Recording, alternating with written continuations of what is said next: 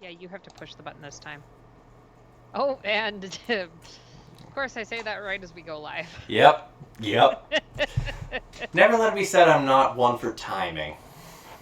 You are absolutely one for timing. Your timing is just impeccable. Yep. It's Okay. impeccable to a certain degree of impeccable. Also, Squee, there will be explanation, but probably not for another 45 minutes. So buckle in. Yeah. Also, hi Kraken Dot, how are you? Hi, Kraken.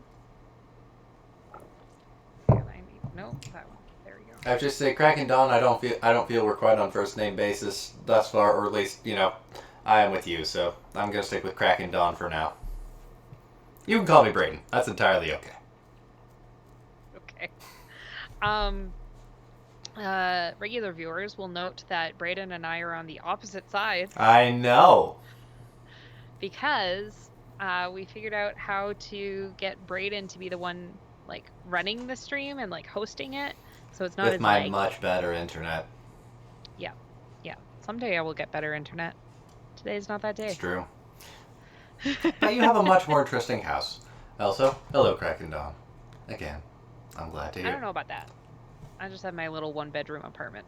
Yeah, fair enough. Brayden. Haley. Sorry, you just insulted your house and Squee is very upset. You are the one who says our house isn't very interesting.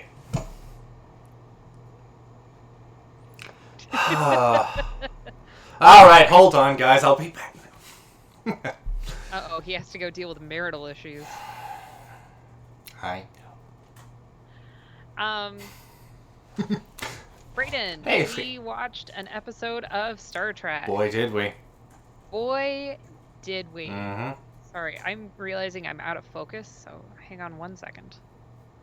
Yeah, just fix that. I'll go over there and say that in I don't know, hour and a half, whatever we're done.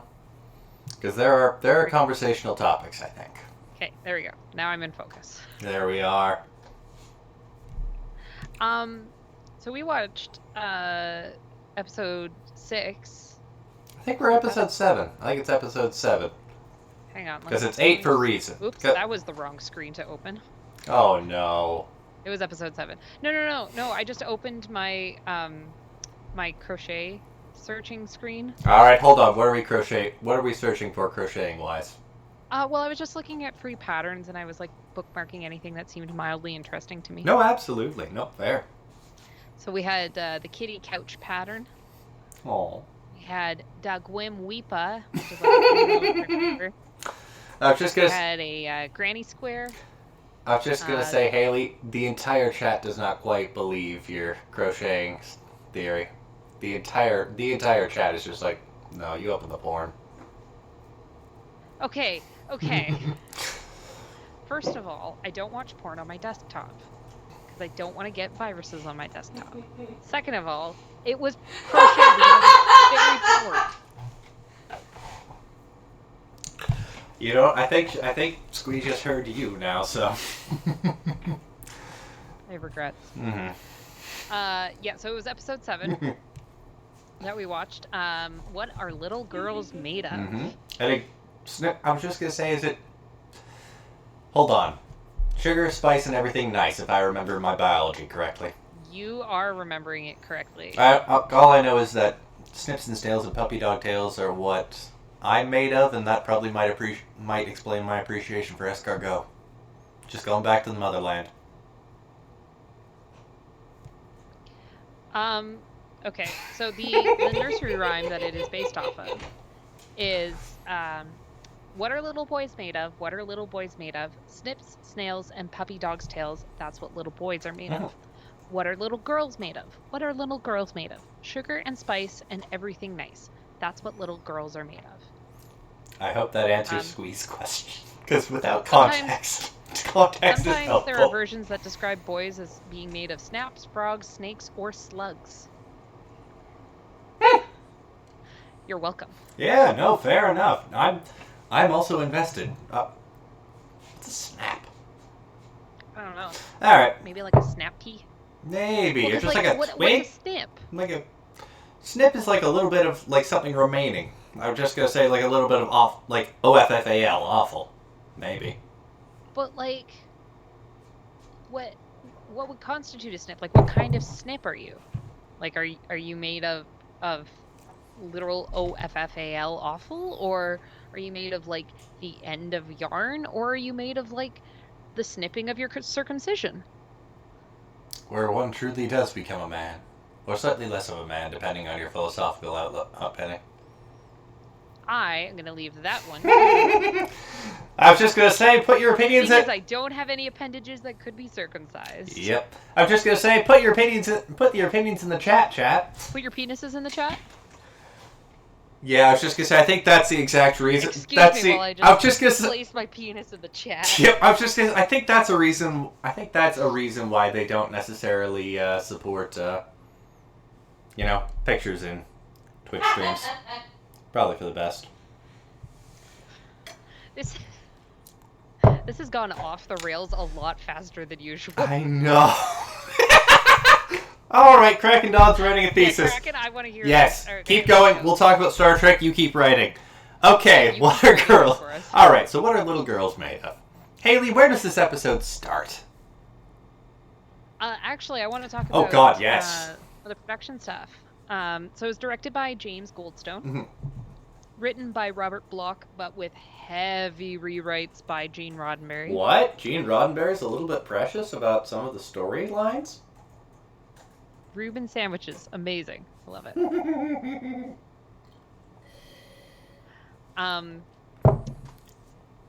Cinematography by our good friend Jerry Finnerman. Mm-hmm.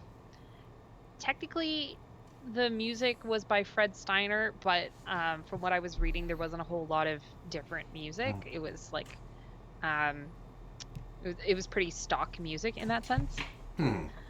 And it was originally aired October 20th, 1966. We have Michael Strong as Dr. Corby. We have Sherry Jackson as Andrea, and Ted Cassidy as Ruck. We'll get to Ruck. We'll get to Ruck. Are we? Are we gonna get to Ruck? I feel so. I feel so because I have questions that I feel you might be able to answer once we, show a visual description.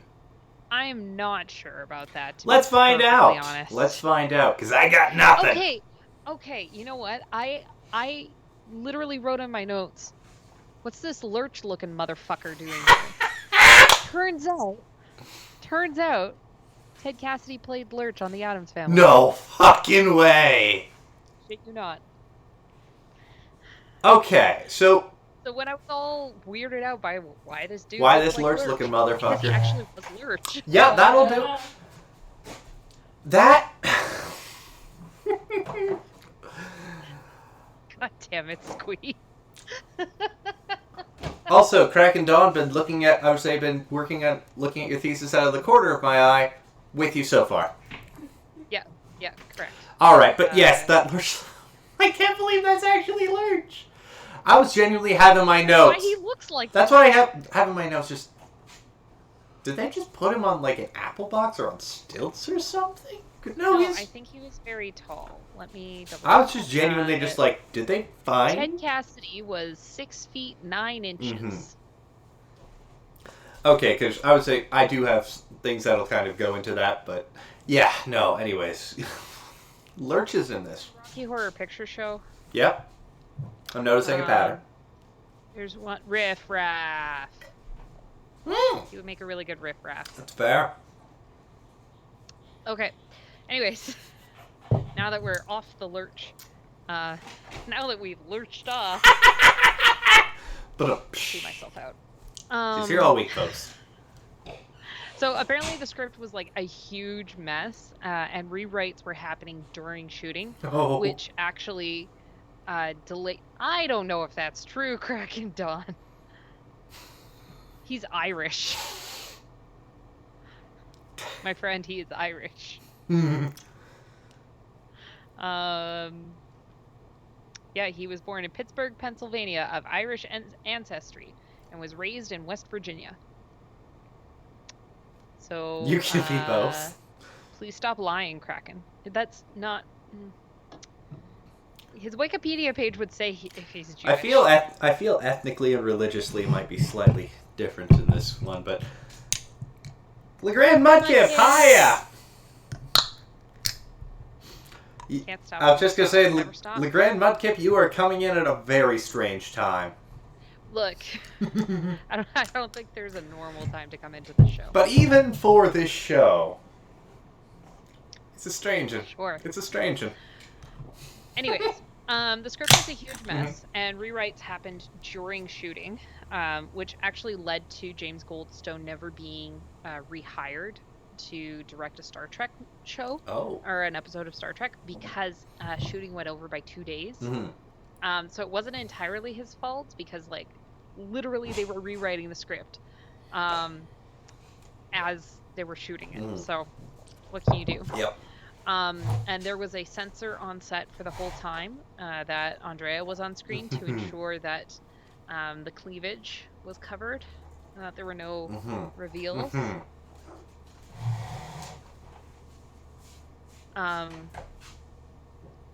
Yeah, that's all I got. This is our first red shirt death in this episode. I was just gonna say, and also Wilhelm scream, even before there was a Wilhelm scream. Yep.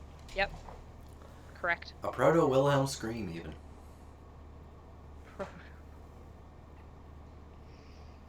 All right, let's start talking about this episode. All right, 17 minutes in, let's get this started. Faster than usual. Yeah, you're not wrong. The USS Enterprise approaches the planet XO3 to learn the fate of Dr. Roger Corby, a prominent scientist whose last message was sent over 5 years earlier. 2 previous expeditions have failed to uncover any trace of the Corby expedition. Sorry, we got bubbly burps today. Sponsored by. I wish. Oh my god, if I could get a bubbly sponsorship, I would be so excited. It would be magnificent. I could use sparkling water. Yes. Sorry. Despite the odds, Corby and at least part of his expedition have survived by taking refuge in underground ruins left by the former inhabitants of the planet. Lieutenant Uhura picks up a transmission from Corby on the planet's surface, surprising the Enterprise crew. To be clear, the reason they are searching so hard for Dr. Corby is because Nurse Chapel is his fiance. I think is. I think there was a proposal, there was never a marriage, therefore, probably still. But yes, long story short, the nurse on the Enterprise is his long-lost fiance, who is lover. A long-lost lover. Kraken, no, Will Wheaton is not in this series at all. This was released in 1966. Potentially before Will Wheaton was released. I really hate that that's the way you phrased it, and now I have to look up Will Wheaton. Yep. When was... Oh yeah, no, Kraken Dawn, this is OG. This is OG. Will Wheaton was born in 1972. Oh yeah, so... Also, his full name is Richard William Wheaton III. Oh, and I'm Jesus. very sorry for him. Just to say thank you, LeGrand Mudkip, and also thank you, Kraken Dawn, for the encouragement. I'll never stop.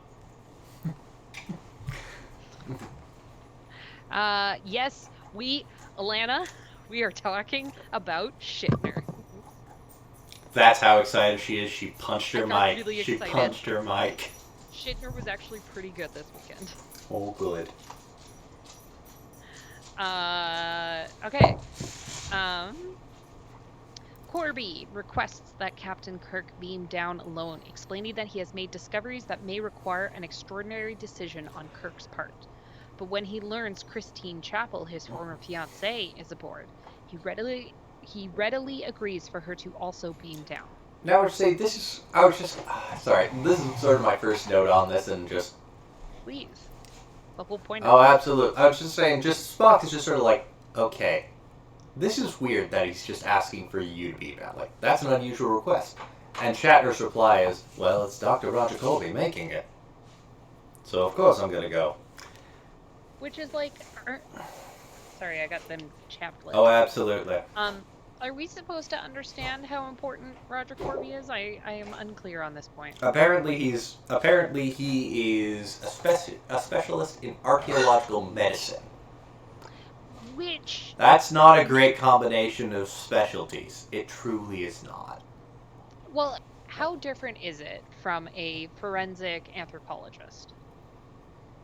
Not that different, and also to a slightly different point. Even if Mahatma Gandhi told me to get into a windowless white van, I'd have questions. So no matter He how also well had questions, regarded, but he knew he wasn't going to get those questions answered unless he beamed down to see Dr. Corby. yeah, fair enough, fair enough. Oops. I moved my mouse and then I forgot where I moved it to. Kirk and Chapel beam down, but are met by no one. Dun dun dun. We I almost thought you were going synced to say up. something there. But Nope, okay. I was just saying, nope, just dramatic, just the piano. I was the piano to your vocals. So Kirk has 2 security officers beamed down as well. Mhm. Security Officer Rayburn is instructed to remain at the beam down point, while Kirk, Chapel, and the other security officer, Matthews with 1 T, explore the ancient ruins searching for Corby. And Haley, what color are those security officers wearing? Oh, what color do security officers normally wear, Brayden? Well, I'll say again, I haven't watched too many of these, as is the general theory behind the show, but it's usually red. It's usually red. Yep. Usually red. Yep. 2 people with red shirts. 2 people with red shirts. What do we think is going to happen to them? Don't know, man. They'll probably live happily after. They'll make it to the end of the episode. Mm-hmm. Yep, totally, 100%. Shortly after they meet Dr. Brown, Dr. Corby's assistant, Matthews falls into a bottomless cavern, leaving Kirk and Chapel alone. Well. Yep, just immediately, Also, there was some incredibly dramatic. The red is hide the blood. Yeah. It's true. Oh, absolutely. Red does hide the blood. And there is some black box theater-esque lighting choices in Dr. Corby's assistant's peering, because blinding light. This is one of the things I love about Star Trek, and one of the reasons I wanted to start this show is because the lighting in these episodes are just like incredible. The lighting effects are just amazing. And sometimes it's just a giant goddamn projector. Oh, it's just like a giant. Yep. They knew how to work those Fresnels. Oh dear, that was another bubbly burp, and I apologize. It's all good. It's all good. Dr. Brown seems somewhat detached and aloof, barely reacting to Matthews's tragic fall. He also seems slow to recognize Chapel. Making their way through the winding cavern, Dr. Brown explains that the previous civilization that inhabited XO3 moved underground when their sun went dark. I was just going to say, and we do have an example of what we know of Planet XO3 in quotation marks. Oh, son of a begun. Brayden, this is going great. Yep, it's going to go fine. It's going to go fine. So remember, scroll down. Yep. That's me. Oh. It should say me. It's going great, guys. It's going great. I had to teach Brayden how to use Skype, or how to use Streamlabs, y'all. Mm-hmm. I was just gonna say, I'm gone now. I'm gone now. You don't need to worry about me anymore. You don't need to worry about me anymore. It's fine. Yeah, so this is what XO3 looks like. Yep. We're all doing our best. Thank you, Kraken Dawn. Maybe eventually by the end of this we'll just get to Kraken. We'll see.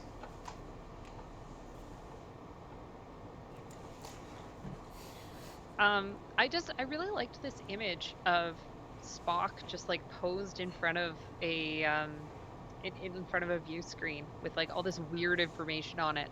Can we even read any of that information? I don't think so. I think it is actually just straight up like Ipsum Lorem. Just Okay, I'm gonna see because I'm the one that took this screenshot. So what? Fuckity fuck. There it is. And this is why we're on at after 9 p.m. Eastern time, folks.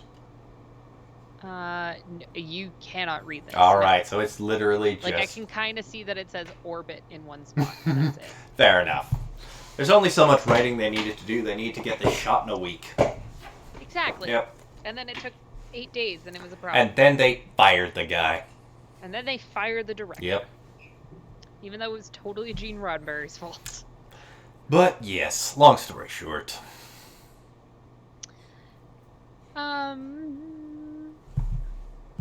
He elaborates that the inhabitants replaced freedom with a mechanistic culture and claims that once Dr. Corby is freed from the cavernous environment they are currently in, the discoveries he has made will revolutionize the universe. The group then enters a room. Inside, they also meet Andrea, a beautiful woman. I want to argue that there's more to her than just being a beautiful woman, but there's really not. Nope, not in the slightest. In fact, this... Hey. I was just going to say, this is the reason that there's a sensor on screen. Yep. I would say not even on screen, probably just... On set. Yep, just... Because there's a potential for some slippage. I would imagine. Well, yeah, and I wanted to take a second to talk fashion Oh, with yes. Andrea. Absolutely. Because the men of this underground cavern, yeah, you know what, Kraken, she's definitely a great conversationalist. The men are wearing like full-on jumpsuits, but she just straight up has 2 straps, and that is it. Yep. And I don't know why you would choose that.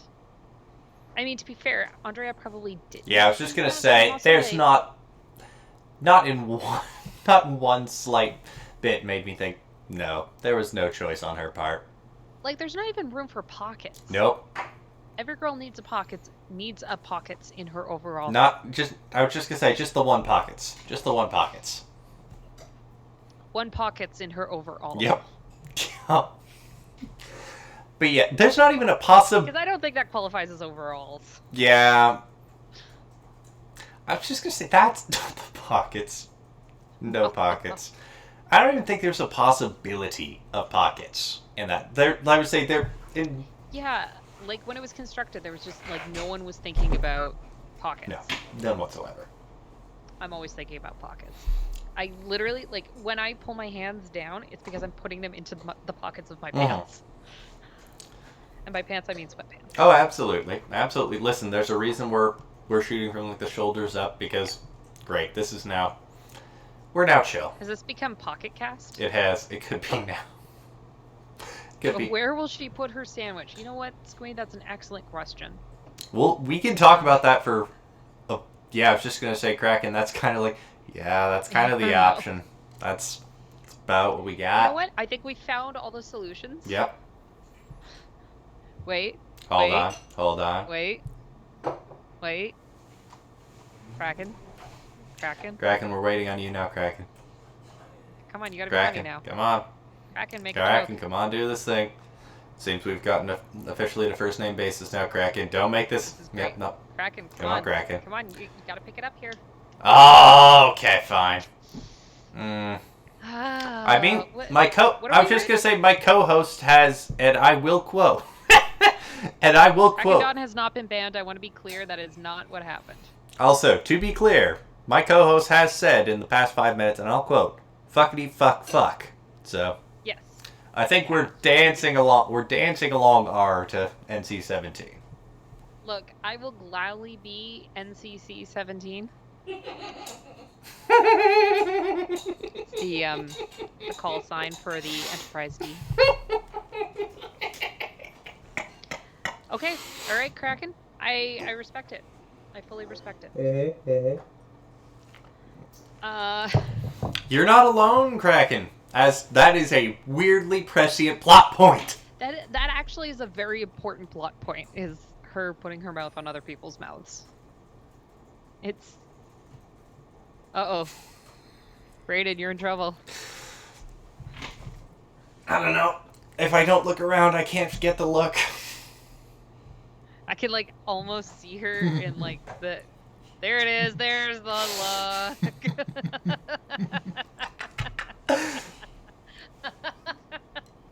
was worth it. Yep. Okay, we need to move on. We need to move on from Andrea's mouth. Rebel.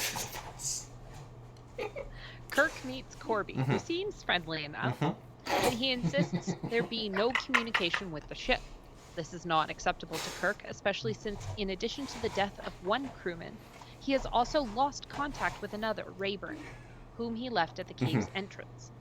When Brown threatens Kirk with a laser pistol, there is a brief struggle during which Brown is shot, and it is revealed that he is not human, but a complex android.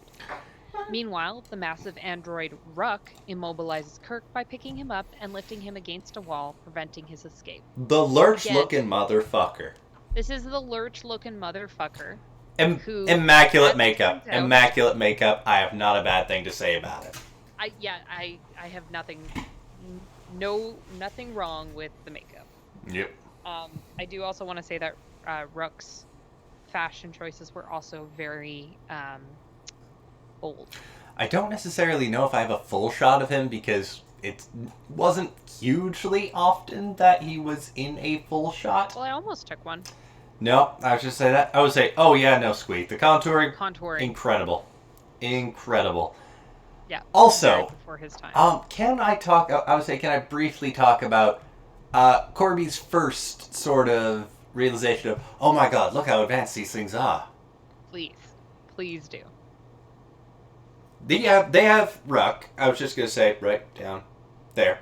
There we are. Yeah. Right down there. Mimic the voices of. I was just gonna say Captain Kirk, Corby, Nurse. Which to me, again, I say this as somebody with not a huge, as evidenced by my handling of this stream, not a huge amount of technological acumen. Yeah. That's not a strong start for universe-changing technology. What do you mean? That's... Being able to perfectly imitate someone's voice? I think that's pretty freaking incredible. Oh, no, absolutely. It's incredible, but not like universe-changing technology that will allow somebody to... That would make, kidnapping a Starfleet captain a good idea. But they don't explain what is universe changing. They're just saying that, hey, this is something very interesting. This is not the whole package. This is just one part of it. I was just going to say, Mission Impossible! I mean, admittedly, this is... Was Mission Impossible out? No, Jesus, no. No, Jesus, no. I don't think so. No, because Mission Impossible was a TV show. I think it was I think Mission Impossible was the 70s, if I am correct. We're now going to look... But yes, long story short, we're looking it up. Like the absolute... Nope, Mission Impossible came out in 1966 and ended in 1973. So it actually ran concurrently with Star Trek. Also, thanks for coming out, Mudkip. Yes, thanks for joining us, Mudkip. Yeah, Mission Impossible released September 1966, but it was on CBS, so it was a competing show. Gotcha. Nope, that's entirely... Alright, but yeah, no, I was saying, just as a first, this is the thing that you can do. That's not what I would start with. I would start with potentially the possibility of this guy being able to straight up pick up somebody and chuck them. But I also think you need to kind of, like, ease Kirk into it, because you don't want to scare him off, Which kind of did end up happening anyways. That's also a pretty significant part of the, Kirk being scared off by a lot of things. Andrea's mouth and Kirk being scared. Yes. Oh, I don't like that. Alright. In another room, Corby has Ruck, in a near-perfect imitation of Kirk's voice, send a message to the Enterprise through Kirk's communicator, where Spock had been concerned that Kirk's routine check-in time had passed. Corby warns Kirk that if he moves or cries out to Spock, Ruck will have no choice but to harm him. Kirk informs Spock that everything is fine and to maintain routine contact, and signs off. Corby informs Kirk that Ruck had been tending the machinery in the ruins for longer than he could ever remember. With his help and the records Corby found, they built Brown. When directly asked by Kirk the fate of his second security officer, Rayburn, Corby informs Kirk that Ruck killed both Rayburn and Matthews, but Corby claims it was expressly against his orders. I don't know if I believe that. Yeah, I was just gonna say, don't love that. I would say, even if it was, don't love that possibility that, they can go off the rails. Yep. Not a fan. Corby has Ruck imitate other voices, but grows angry when Ruck imitates Chapel. He orders Ruck to never mock or harm Chapel, and at Kirk's prompting, adds that he is to obey all of Chapel's commands. Kirk attempts to once again escape, but Ruck is too fast for him. The hulking android picks him up and throws him across the room like a doll. Like, truly and utterly, this does very much looks like, oh my, like, pick, whew! Like, I would say, Just hucks yep. him. I mean, there's definitely a camera switch where it's definitely not Shatner getting thrown, but just the fact that he's getting picked up, like, just seems handily picked up. Yeah, very easily Yep. picked up. Corby returns to the main dining room to join Chapel and Andrea. Kirk is being held securely by Ruck as Corby begins to reveal more of his plans to Kirk and Chapel. Corby then reveals to them that Andrea too is an android and tries to convince a jealous Chapel that there is no romantic feelings between him and Andrea. Can I potential? Please. Okay. Please. So, one of the descriptions that this might be my favorite part of the entire episode, because, again, Corby is just going full on, like, look how impressive she is. Like, look at how woman lifelike she is. She's even got a pulse. And Nurse Chapel just, how convenient. And just, I love Nurse Yep. Chapel. Like, not just in this episode, but in general. She's very, like... She's just so... monotone is the wrong word. unflappable? She's very... Yeah, she's unflappable in her delivery of things like this. Like, for all the weird things that she sees on an everyday basis, she's just like, interesting.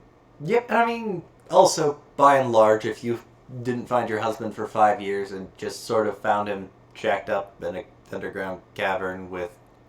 If my partner disappeared for 5 years and I found out that he was living with a giant android named Ruck, a android that he built with Ruck, and then a female android that he built with Ruck, I would have a lot of questions. Yes. But the first one would not be, does Andrea have a pulse? Yep. But would it be on the list, though? No, probably not. No, I don't think so. No. I also want to point out that for whatever reason, they only ever refer to Nurse Chapel as Christine. Everyone calls her Christine. But then Kirk, they exclusively refer to as Captain Kirk. And Corby as Dr. Corby.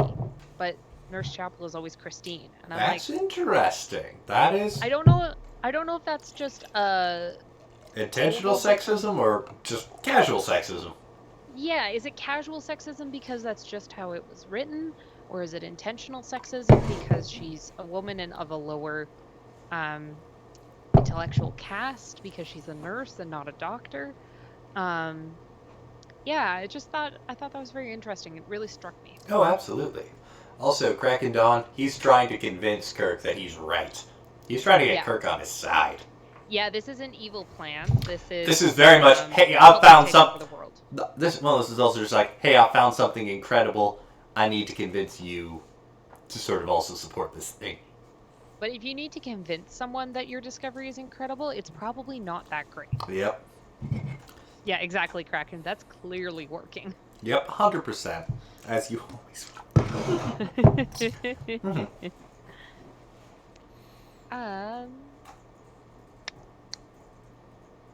Corby explains that Andrea simply obeys his orders, nothing more. To prove his point, Corby orders Andrea to kiss Kirk, which she does. Then to slap him across the face, which she does. Teach me how to Kirky, teach me how to Kirky. Teach me how to Kirky, teach me how to Kirky. I am terrified. Yeah. Oh, It's Squeeze fault. It's Squeeze fault. See, that's on you now.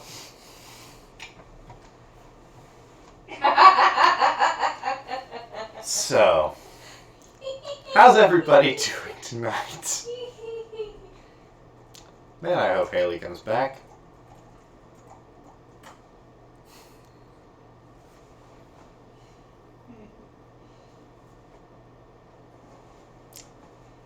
Well, let's see how this goes. Well, I think I've sufficiently panicked for a little bit. Yeah, I could see you attempting to vamp, and it just was not Nope. working. Doesn't really work with a non-live audience. I mean, our audience is mostly live. Yeah, that's fair enough. And also, one of them is a person back there, judging me. I like the way you implied that our audience is not real people. I don't know, man. You're all real to me. Is that better? Is that better? Kirk still demands answers. Yes. If these mechanical things, as Kirk dubs the androids, say and do only as Corby programmed, then why did Brown try to shoot him earlier? And why did Rook murder the 2 security officers? Kirk says that there are many things he still doesn't understand regarding everything that has been happening. Corby tells the captain that he will answer all of Kirk's questions now. A short time later, Corby leads Chapel to his laboratory where the android duplicator, with a human-shaped blank that Rook just locked down mid-torso on the side facing her, catches her attention. This is the next scene! This is the next scene to I'll answer all your questions. Smash cut 2. Literally dropping a styrofoam body. Yep. It looks like a mandrake. It looks like a mandrake. Creating more. It looks like a mandrake, like one of those like terrifying sort of like plant people. Yeah, absolutely. Mm-hmm. It answers no questions. Actually, to be perfectly honest, none of my questions are answered. Yep. Corby informs her that this is how an android is made, then orders Andrea to slightly turn the platform, and Chapel is shocked to see on the other side Kirk, naked, unconscious, and locked down by Rook in a similar manner. Again, could be a Tuesday afternoon for James Tiberius Kirk. Could be. Interestingly, Gene Roddenberry wanted Kirk to shave his chest, or wanted Shatner to shave his chest because he didn't feel that Kirk would be hairy. See, that having a hairless chest almost makes it more astonishing for me. I don't know, man. Alright. I want to know how hairy William Shatner was that it prompted the need to shave. I mean, it's the 60s, so probably pretty significantly hairy. But, like, everybody's body is different, right? Mm-hmm. Because, like, my partner's body, no hair on the chest. None whatsoever. You, I assume, are a fucking mountain man. You're not wrong. You're not wrong. Also, I would say he's born in Quebec. I was just gonna say, he's Canadian. What does that have to do with anything? It doesn't. Okay. I just realized. It doesn't have anything to do with it. But at the very least, if you're dealing with minus 40 weather, I would say, generally, shavings during winter. Kirk is then spun around to be copied, while a shocked Chapel looks on in confusion. Like, soon. A lot. Like a man spreading out an Italian pizza dough. That is how quickly it's... It just keeps going and going and going and going. Yep. Soon, the physical process is completed. Mm-hmm. Corby says the android is an exact physical replica of the real Kirk. Oh dear. That wasn't fair, body. Oh. I'm like right in the middle of talking about something interesting, and my body but just right. yawn. No. Oh god, now I'm having the empathetic reaction. Sorry, everyone. I'm so sorry. Oh god, I was just gonna say you've gone mimetic. We're now going national. Just with yawns. Yawns all over the place. Yeah, we're just passing it around. Mm-hmm. Kirby. That is what I took notes on my phone. That is what my phone kept on doing it to her. So now I just have Kirby. It's just Kirby. Kirby. Kirby. I'm Roger Kirby. That's Kermit the Frog here. Anyways. Hi-ho. Now you're talking about genetic cloning. Corby then explains that he will transfer all of Kirk's memories into the android to make the duplication complete. But Kirk overhears this, and while Corby readies the machine, Kirk murmurs to himself, "Mind your own business, Mr. Spock. I'm sick of your half-breed interference, do you hear?" And kept on. I actually quite liked. I quite like this. It's very, very smart because I thought about it. I was like, that's not something that Captain Kirk would ever say. He would never refer to Spock as a half-breed, and he would never be so insulting. He repeats this as the memories are copied. Corby then presents his new android to Chapel. "How do you do, Miss Chapel?" Yep. After the experiment, Kirk joins Chapel for lunch and asks her if she would obey if he gave her an order to betray Roger Corby. Chapel says, "Please don't ask me to make that choice." The tone of the conversation causes her to lose her appetite, but she encourages Kirk to eat. With a smile, he informs her that androids don't eat, Miss Chapel. She had been unknowingly talking to the android Kirk all along. I want to pause and just talk about this conversation for a minute, because I think it's a really important conversation, because it starts with the android Kirk sitting down and going and saying, "Are you sure this is your fiance Corby?" And she goes, "Absolutely, without a doubt, I know 100% that that is my fiance." Very important note that she is 100% certain that that is her fiance. And then the android Kirk asks her, like, "What if I ordered you to choose?" And she would say, she responds with, "Please don't make me make that choice. I would rather throw myself off the cliff that Matthews died on." Like, she, in trying to decide between her duty and her heart, she would rather kill herself than choose. That is which should tell you how important duty is to Starfleet officers. I was just gonna say, that is some very 19th century literature stuff. Just like, great. Don't make me choose, or I'll go off this cliff.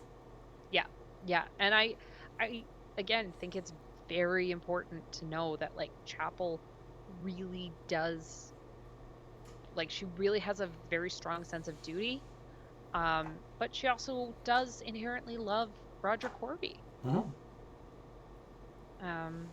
Yeah, just a good point. Although I do love the androids don't eat, Miss Chapel, and he just pushes the food away.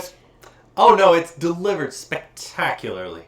It's wonderful. Also on the Nurse and Roger Corby part, Nurse Chapel and Roger Corby, a thing that is passed on about their relationship, like, really, really, really quickly. It's just like, when you were sitting in on some of his classes, Nurse Chapel, I would say he had just like, I was just gonna say, just like, that's. That does make me a little nervous. Yeah, that's. But I mean, maybe he was a very young professor. I am actually really sad I don't have a picture of Roger Corby aside from the one at the end, because I don't. There seems to be a very much. So sure?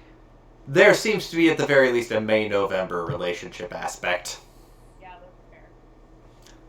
Hang on. My boyfriend's born in May, and I'm born in October. What does that mean? Oh, no, I'm talking about, like, just sort of... Have you not heard, like, May and October or May, November? Okay, so basically, somebody in the May of their life, somebody is in, like, the spring, their youth. Oh, okay. Yeah. Okay. That's sort of what I'm... Okay, we're all learning something new today, folks. So many things. Yep.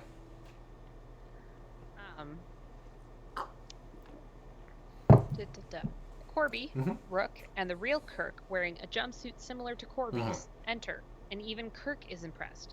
He quizzes his duplicate on the details of his life and family. Spectacularly bitchily, may I add. But the android answers every question perfectly. The duplicate Kirk is sent to the Enterprise to secure the command packet from Kirk's quarters containing the ship's itinerary. Corby's plan is to select a colony where he can begin carefully manufacturing android replacements. He believes he can secretly create a superior android civilization, and he plans to prove it. Mm-hmm. This is where we go right off the edge of, all right, we're trying to convince you to, no. Here's what we're gonna do. Yeah, we are now into maniacal monologuing. Yeah, it goes from, I want to create this like beautiful world where nobody has to die, and goes straight into, I'm going to turn everyone into robots. Yep. Which I programmed, by the way. Yeah. So in this conversation, Kirk makes some very interesting declarations, and I don't fully understand it. Mm-hmm. Because Corby talks about, like, I want to give men immortality. Mm-hmm. And Kirk responds with, it's the same promise made by men before. Genghis Khan, Julius Caesar, Hitler, Ferris, Maltuvis. Which, aside from the fact that, like, of course it's the 1960s and they're trying really hard to, like, make it seem as make if it we're in timeless. the future. Make it timeless, yes. Yeah. Mm-hmm. Yeah, so, like, we always end up with, like... some real specific... like, just interesting historical names that are, like... You talk about, like, King George V and... fucking Alfred Nobel and Quaxley Zonzor. Like, you always end up with, like, a weird name that you're going, clearly this was made up because they're trying to pretend like they're in the future. Oh, 100%. So first of all, I love that. Second of all, what the fuck does he mean by that? I think... because he says, it's a promise made by so many men before. Correct me if I'm wrong, but, like, Genghis Khan and Julius Caesar weren't exactly known for the promises of immortality. No, they're much more on the die for me. Die for me so I may be immortal. I don't or know not even that. Genghis Khan, but that's definitely true for Julius Caesar and Hitler. 2 out of 3 ain't bad. 2 out of 3 ain't bad. No. 2 out of 3 is terrible. 2 out of 3 is terrible. I suppose with that exact specific phrasing. But yes, long story short, it's also, immortality is, I think, he also mentioned programming, so maybe, also, not really a thing that Genghis Khan, Julius Caesar, or Hitler... Hitler was definitely about the programming. Okay, Hitler was about the programming. The ones from, Who knows about Ferris and Maltuvius? Yes. Certainly not us. Maltuvius sounds like he could fit in with Julius Caesar. Yes, that does sound about right. But also, I think we're just going off of name suffixes now. Yeah. Yep. Pretty much. Mm. Oh shoot, there was something else in there that I wanted to comment on, yes, but I forgot do what it. it was. Oh, never mind. Then don't. I've forgotten. It's gone. It's disappeared. Kirk makes a third attempt to escape by choking Corby with a rope and running off. As Rook pursues him, Chapel yells after him, "I order you not to harm him." Rook imitates Chapel's voice in an attempt to lure Kirk out of hiding, but Kirk sees through the ruse and attacks Rook with a broken-off stalactite. Hold on. This is his breaking it off. This is breaking off the stalactite. Yeah, everyone see how we have broken off the stalactite? Boom! This... Why are you doing it this way? I don't know. I'm new. And we're gonna have a conversation later. Probably. And this is the stalactite afterwards. You could just see Ruff right over there, and Shatner with what obviously seems to be a practical joke. You are gesturing with a mouse that no one else but me can see. You're right. I was just gonna say, kind of in the background, you can see the enormous figure of Ruff trying to murder the shit out of, Again, Kirk. To be clear, Ted Cassidy was 6 feet 9 inches. Yep. I would say he's a lurch-looking motherfucker by nature. And who is in fact Lurch. Yep. Oh, absolutely. And I cannot help but think that right down there, that stalactite is a practical joke played on William Shatner by the props department. There is a vein. It's a pretty big vein.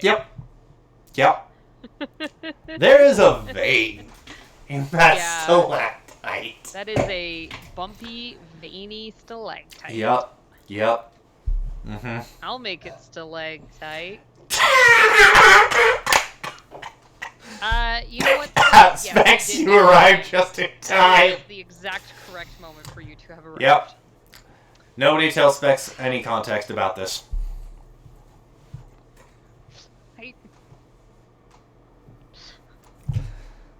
I need a minute. Hang on.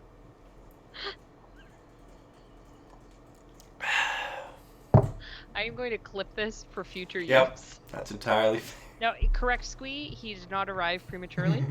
Yep. I'll make my own context. Yep.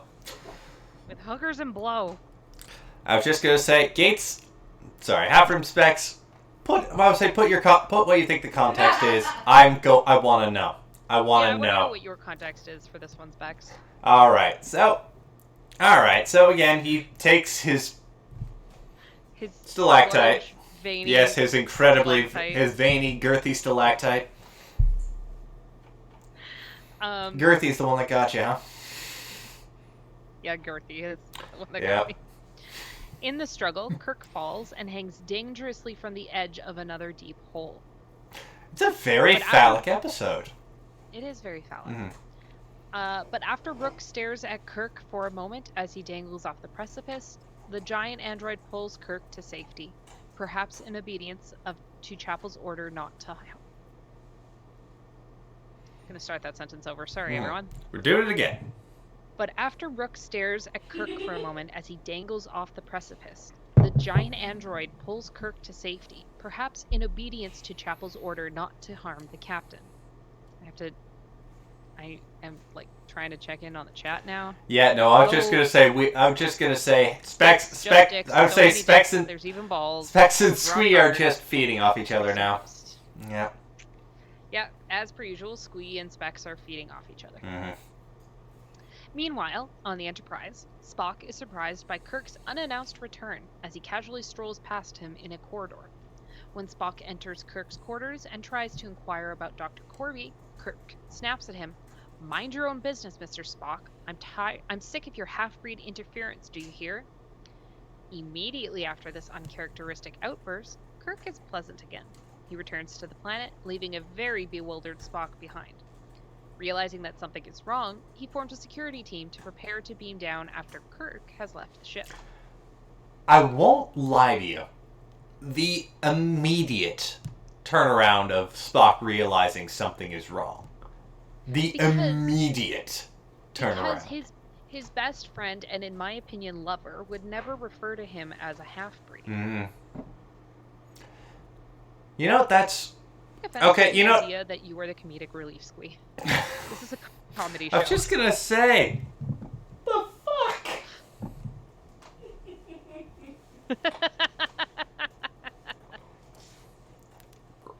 You're not allowed to be funnier than us, chat. It hurts. It hurts. But yeah... What is that voice? Is that your lurch voice? It seems to be. Jesus. Anyways. Don't mind me. Alright. Back on the planet, the real Kirk asks Andrea to kiss him. He hopes to confuse and scramble her programming by showing her what kissing really is. She gives him the same type of kiss she gave him earlier, a brief, gentle kiss on the lips. After the brief kiss, she half raises her left arm ready to slap him, another repetition from the previous kiss. Kirk stops her from slapping him, grabs her, pulls her in close, and gives her a much longer, much more passionate French kiss. This confuses her since she was not programmed to respond to him. Deep down, she enjoyed it, but her circuitry protested. Okay. Yes! Okay, you go first. You go first. So, first of all, she's a fucking computer.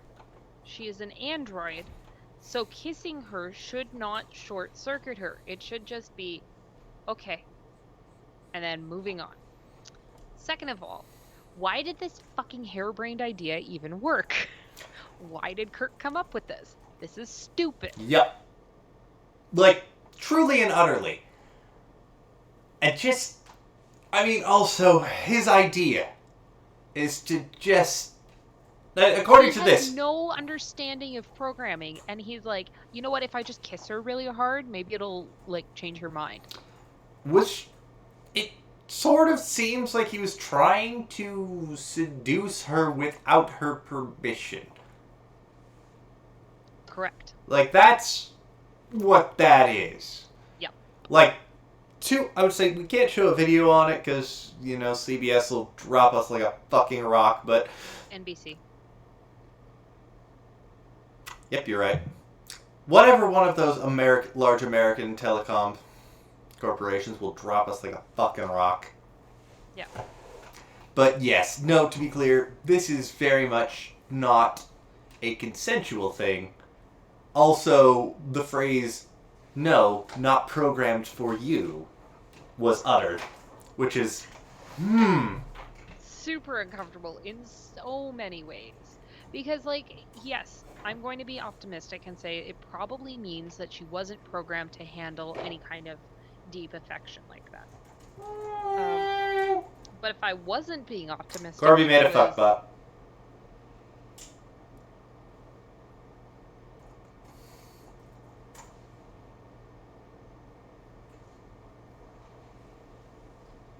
We'll just keep nodding at each other for another minute. I need to move on. But, yes. Yeah, no... Corby helped his buddies, which he made himself. The whole scene hinges... Like, the whole episode hinges on something that doesn't make any sense and has no precedent. And I will give a lot of slack because it's the 1960s. Nobody knows what science fiction is. A computer is the size of a room. A computer is the size of a room. Exactly. So I do give slack in that, like, okay, it's not a great science fiction story because nobody knew what science fiction was. They're making it up. But, like, just the idea that the whole episode hinges on that just makes no sense to me. This whole episode seems very disjointed, and the writing was definitely not streamlined. And again, that probably comes down to the fact that they were literally doing rewrites as they were shooting. So I do give, again, I give a bit of slack, but it's also like, it's not great. Yep. I also had a quote from Sherry Jackson, who played Andrea. And she said, I must say, when he kissed me on screen, he really kissed me. Because I guess Shatner, Shaddy Daddy, just went for it. Oh no.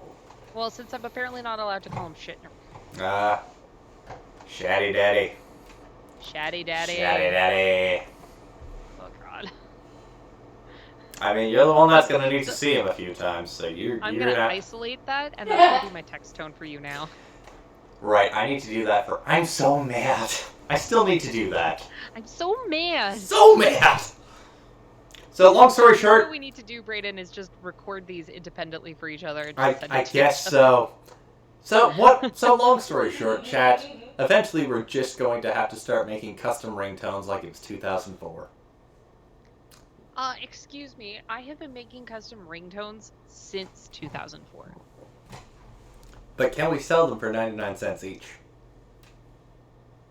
Like it was 2004. No. Dang it. Yes. Oh yeah, no, you're getting both of them. You're getting both of them. We'll put them together. Yeah. We'll make it happen. Mm-hmm. I'm so mad. Shaddy Daddy. Kirk is then confronted by Ruck and discusses the old ones with him, which, one of the articles I was reading said there's a reference to H.P. Lovecraft because they talk about the old ones, and I'm like, I don't think you've ever read H.P. Lovecraft. Yeah, no, they couldn't fucking be bothered to think of a civilization name, so the old ones. Just the old ones. You guys ever play a song and then record your voicemail message over it? What are you talking about, Specs? Specs, I don't even have a voicemail. If I have a voicemail, that means people will leave me messages. Text me, goddammit! Specs and I had a months-long conversation, literally over his voicemail, because I would call him. For whatever reason, it would go to voicemail, and I'd be like, "Your voicemail sucks. Call me back." So it took like 3 months, and then he finally changed it, and it's way better. There we go. Kirk learns more about the ancient civilization. They built their machines too well, became fearful of them, and started shutting them off. But survival outweighed programming, and the androids murdered their creators. Goaded by Kirk, Rook grows angry and realizes that Corby is doing the exact same thing. He starts to threaten Corby, who is forced to destroy Rook with a phaser. Meanwhile, Andrea comes across the android Kirk and tries to repeat the romantic advances, thinking he is the real Kirk. When the android Kirk refuses, citing it as illogical, Andrea vaporizes him with a phaser.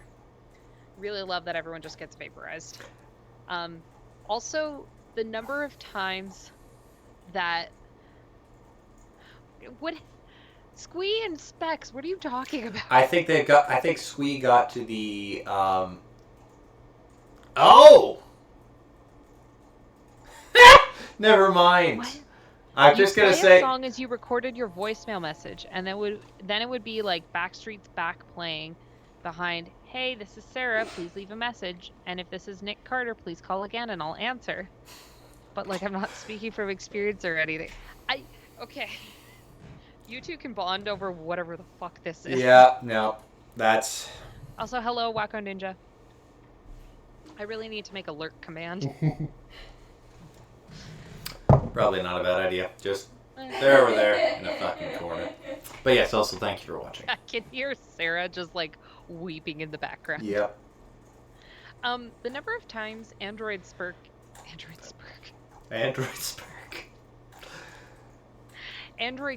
uses the term illogical is very funny to me. Just give all Spock's lines to Android Kirk. It'll be fine. Kirk. Yep. Yeah, no one will notice. Also, Kirk has seduced one Sorry, I'll put my hand where I can. Seduced one android and just straight up tricked a second. These are terrible superior beings. Yeah, they're They're terrible superior beings. They are. Maybe because Kirk was the android all along. Dun dun dun. Oh, Haley. No. See, don't say that, because I've read Spider-Man comics where it was by and large attested that there was a clone Peter Parker in play for 25 fucking years! Go look up the clone... No, we're not doing this. Go look up the clone conspiracy. We're not going down your comic rabbit hole. That's for the after show. I'm kidding. We're not doing that. Anyways. No, there's no after show. It's just you sitting by yourself talking about comics. Yep. And then Sarah's just putting her stuff away and going to bed, and I'm just... Honey? Still ranting. Yep. On my Twitch channel. Yep. In a scuffle between Kirk and Corby, a section of skin is torn from the back of Corby's hand, revealing wires and circuits. Corby is revealed to be an android as well, to Chapel's horror. I just want to point out that this... Also, that's Corby. That is Corby. Yeah, that's a May-November relationship, son. Fair. I want to point out that in the scuffle, Kirk traps Corby's arm in the door. Yep. Like, his arm should have broken. Yep, that hand should not be there, but they did not have the money for that, therefore, a little scrape. It's just scrape. It's just a little scrape. Same reason that they only had one dead robot body. That's what they had the money for. It's true. It's true. Corby tries to explain to a shocked Chapel that while critically injured, he built a perfect body and decanted himself into it. That is not... I was just going to say, what a word! What a word choice! Correct. Decanted. He just aerosolized himself a little bit, just like aerated himself a little bit, just to bring out the tannins a little more. Can I edit this? Is this like a fan editable thing? That needs a new... I'm gonna look into this, and it's gonna have a new verb if I take one out. He does not decant himself. Oh my god. He claims that he's still the real Roger Corby, but is unable to demonstrate any uniquely human qualities. The breakdown of this small segment of android civilization reveals the pitfalls of Corby's utopian vision. Soon enough, even he realizes this and hands over his phaser in defeat and despair. But Andrea will not relinquish hers, and she confusedly tries to profess her love for Corby. As she kisses him, Corby pulls the trigger of the laser pistol in her hand, killing them both. Oh, Corby pulled the trigger.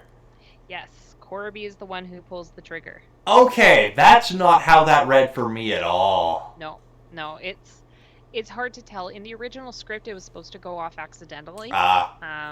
See, for me, it read as a murder-suicide. For me, that 100% read as a murder-suicide. Technically, it is, because Corby pulls the trigger. Alright, fair enough. Let me clarify.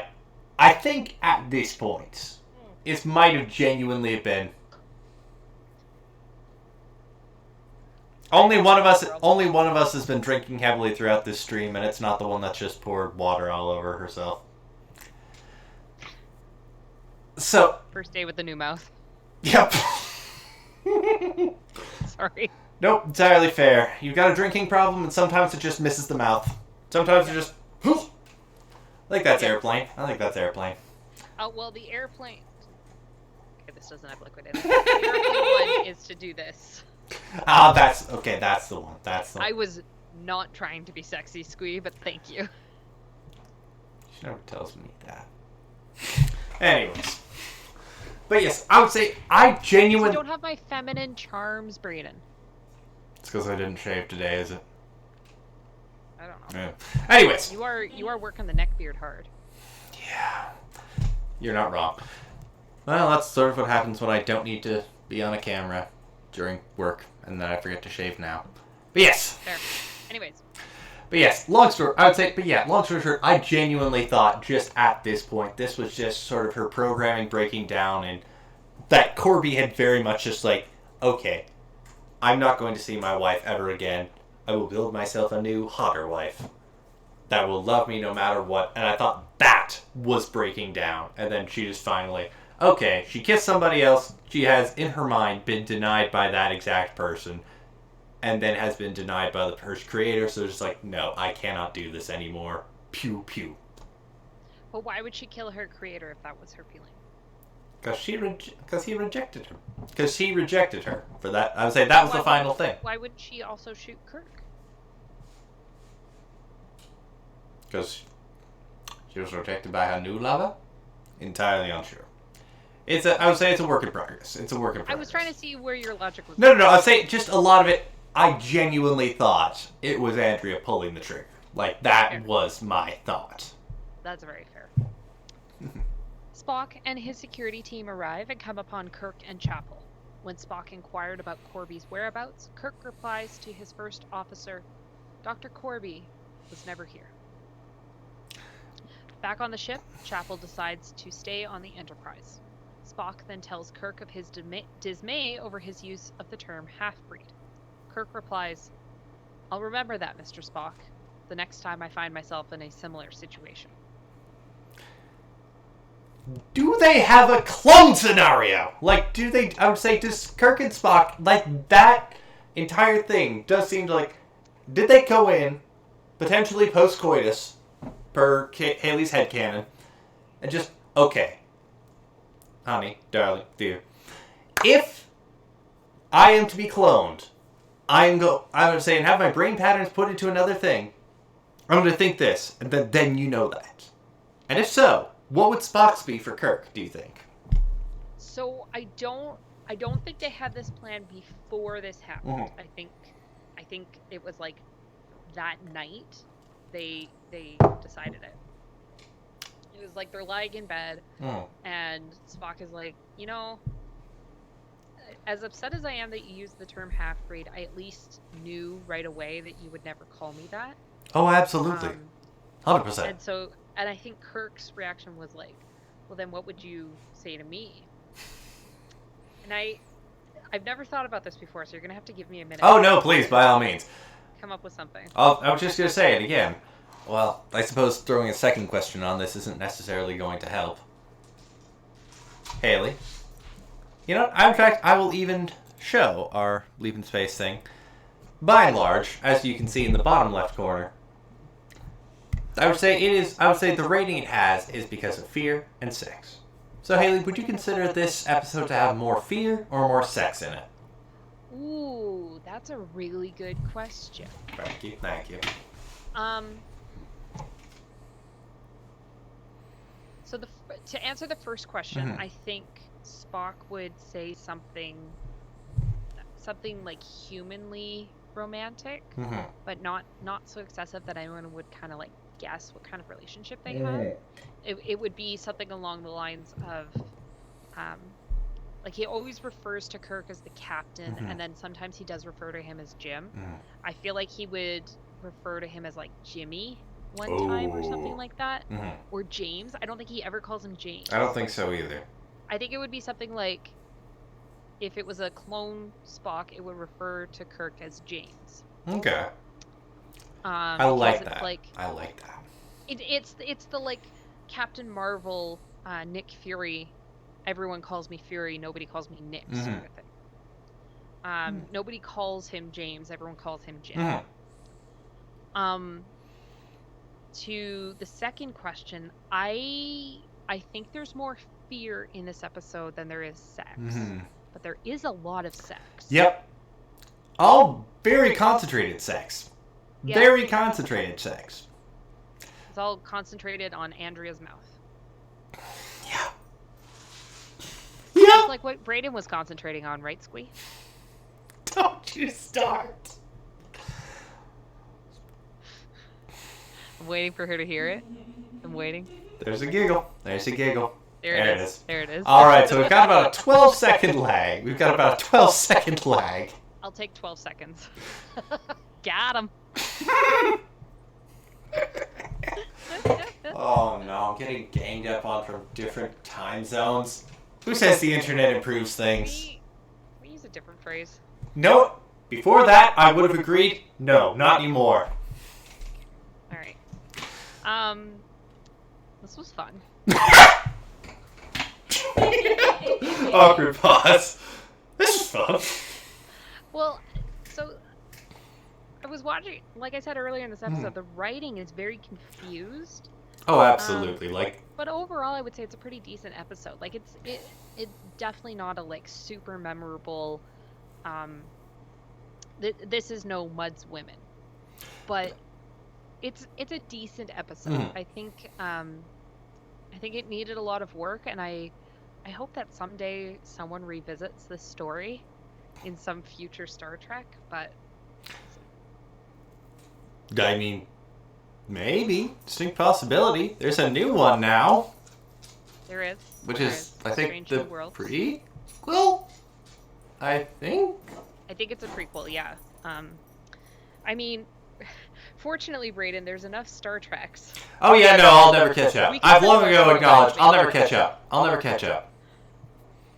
There will be more of them, I guarantee you, and then we'll get to Lower Decks, and then we'll just continue on from there. Yeah. Thanks, Brayden. This was fun. No, absolutely. Thank you very much. I was just saying thank you very much for having me. You want to do this again in 2 weeks? Yeah, sure. I think I can make some time. Good. And but first of all, I need to watch 5 Academy Award nominated movies. You sure heckin' do, because Brayden is going to be on an episode of Nominated with me. Talking about the movies from 1970. 1970. Well, movies from 1970, nominations for 1971. Because, oh my god, having Oscars in February and March is a fucking difficult thing. And in case you all missed it, last Friday, what came out, Brayden? It's your turn. Oh god, yes. I was just gonna say it came out on Thursday. I forgot to plug it until Tuesday. It's been a fucking time. But yes, long story short. On my anniversary. Exactly. Never say I don't give you guys anything. By that I mean, it was gonna happen. Yes, thank you, Specs. Thank you, Specs. I was just gonna say I had Haley on an episode of What Explain called What No You Explain. in which I, by and large, offload half of my work onto my friends, colleagues, loved ones. You did it, babe. I'm proud of you. I was just going to say I'm also proud of you, sweetie. Oh, no! I was very uncomfortable with you calling him sweetie. Honey bear, it's okay. Don't worry about it. Brayden. But yes, long story short, Haley was on my podcast. She was an absolute delight. I was just going to say, she shared a story of one of the most worthy people in modern history, and I shared a story of an absolute scuzzbucket. Highly recommend. That's great. Highly recommend. It's called What Explained, by the way, if you want to look that up on a podcast catcher near you. We'll throw links to our shows in the VOD notes. Oh, so yes. I should anyone do that, watching right? this back, you'll be able to find them down there. Exactly. Well, thank you very much, Haley. I would just say, do we want to sit in silence for 15 seconds while the chat catches up? Well, yeah, we gotta say goodbye. You're right. That's entirely fair. Live fast and get fucked or whatever. Live fast and get fucked and whatever to you also. And also with you. 18 years of Roman Catholic upbringing. I don't know what to tell you. Fair. All right. Now you have to push the button for... End stream. End stream. End stream? Stream ending. Stream ending. No. Click the stream ending button. On the left. Move it left. More left. Up. It's right above Bleepin Space. Ah, there we are. This is fine. We're all okay, guys. Bye, everybody.